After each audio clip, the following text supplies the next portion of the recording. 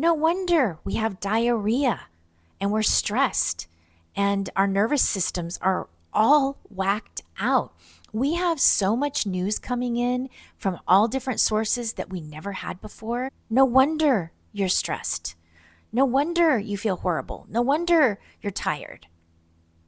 Just think of it. What can we do to change that?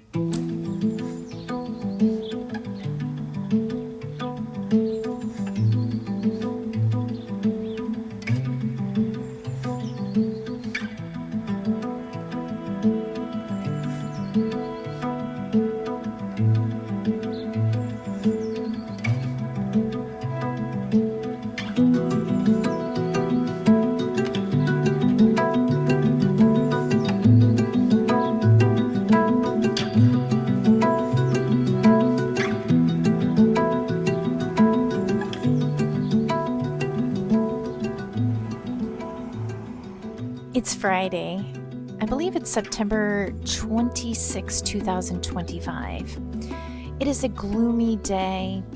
It's a very beautiful, gloomy day. I woke up to wet ground, which meant it's sort of sprinkled in the night. Feels a little bit misty out there. And I was not going to make a video this morning. Heck no. You see, I'm in my favorite robe that I've had for all of my marriage, the entire 32 years. And my hair is not combed and yeah, no makeup on. But that's, how I show up when I feel like, boy, I just feel like I wanted to share today. And this is my third video in 1 week. Am I back? I don't know. I don't know if I'm fully back, but I felt compelled. So when I feel compelled, I share. And yesterday, I went to the Assistance League and I made a short about the books I bought for my library. So I had a plan this morning to drink my coffee. I lit my fall candle, my new fall candle that I got at the last night of the farmer's market last night. It was the last farmer's market of the season that I almost missed. I forgot all about it. I got a phone call from firstborn son and his partner, Crystal. And Crystal said, "Hey, it's the last night of the market. Where are you?" I was like, "What?" It was already dark out. I'm like, "How much time do I have left?" Crystal said, "You have about 1 hour." So I went to the last farmer's market and I bought this beautiful fall candle from Allison and Allison's Goods, one of my favorite vendors.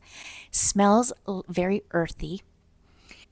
There was that one book that I put in my library and I talked about it. And it was published in 1934.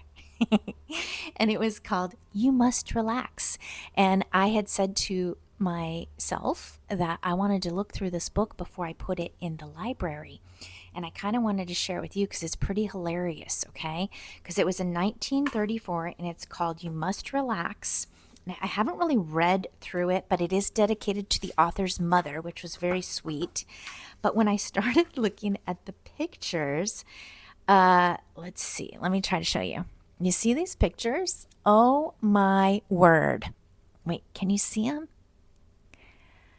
There it is. There it comes into clarity. Okay, so here she is relaxing, as you can see, in her what looks to be somewhat of a suit, a dress suit, and her shoes, her little fancy shoes on the sofa.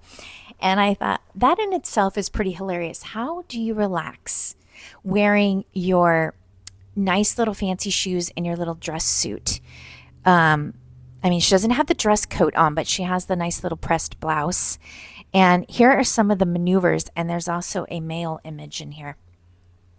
Let's see, come into focus. There you go. Look at that. Some of the things you can do to relax in 1934. But here's the dude. Here's the dude. Okay, now notice he has a suit, a tie, and a vest. Well, he doesn't have a suit coat on, but he has his vest. He's got a tie on, his belt. So I was cracking up. I really kind of want to read what some of this stuff says because it is pretty hilarious. But it says here, when worrying too much, working too hard, fatigued or sleepless, your doctor advises rest for high blood pressure, colitis even, heart trouble, and organic diseases. What the heck are organic diseases? So, yeah, they were telling us to relax in 1934, and we need to be relaxing right now too. There's a lot going on. Just like I said on Monday, there's so much going on in this world that I just don't even want to turn on the television. I don't want to even go to my homepage on YouTube. Because even if, let's say, I don't, in my algorithm, maybe there wouldn't be a lot of news because I don't seek out news, but I'm discovering I have creator friends that are talking about current events and even political things that I don't want to hear about because it protects my heart. And sometimes when you learn things about people and you learn what they believe, whether you want it to or not, it can impact the way you feel about somebody. And I don't want to feel a certain way about somebody. I want to love somebody for exactly who they are because I like them as a human being, not because of whatever even religious views they might have, and let alone political views. I really don't want to know. I want to know the person for their heart inside and their soul. And those other things can get in the way sometimes. So I've been avoiding a lot. I've been avoiding so much lately.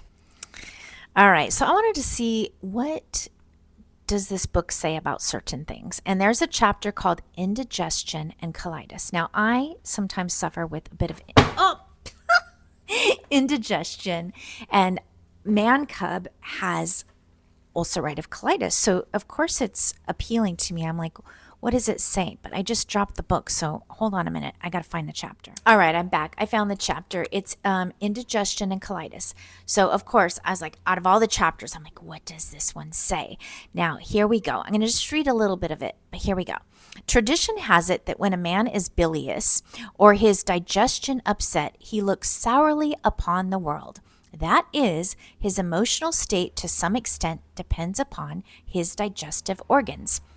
Conversely, it is well known that during a period of intense fear before a battle, diarrhea is common among soldiers. Yeah, diarrhea is common upon me going to the dentist. So, yeah, our bodies are pretty wild, and they sometimes do things we wish we could control, but somehow the body takes over. So that makes sense.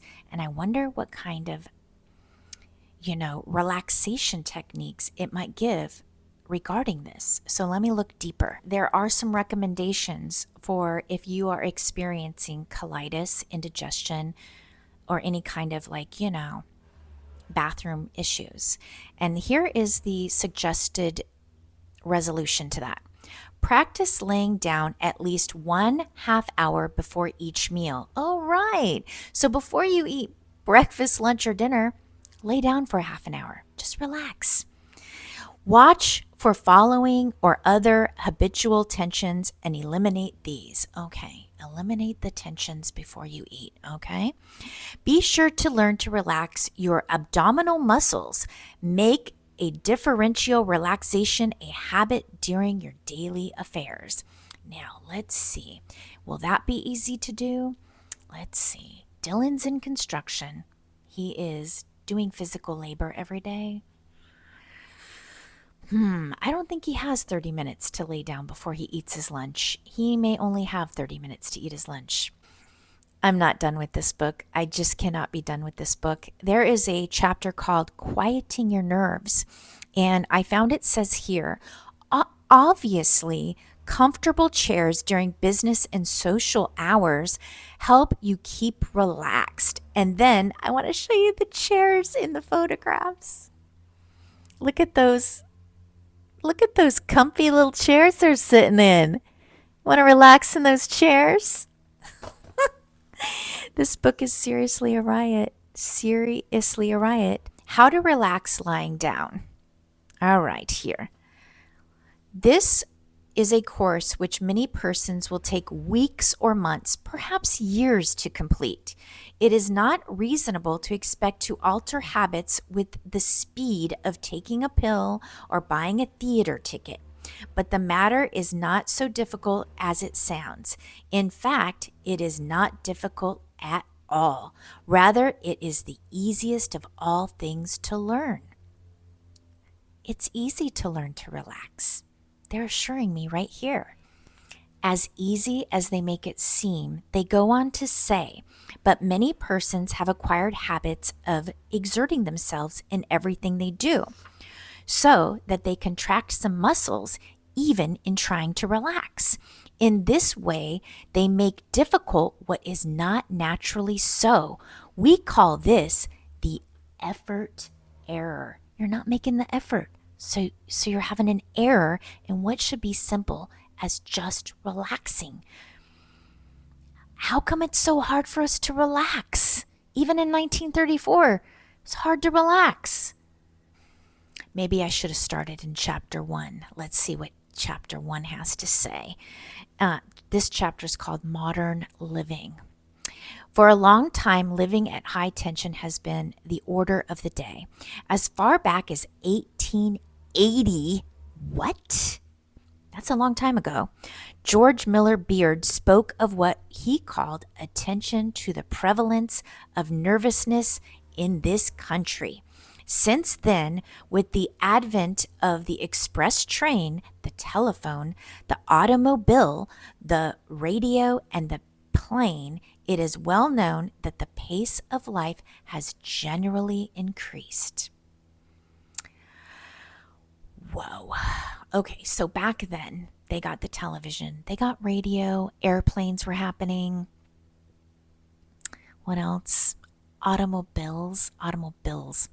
That doesn't sound right. Automobiles. Cars, okay? Can you imagine since then what else has gone on?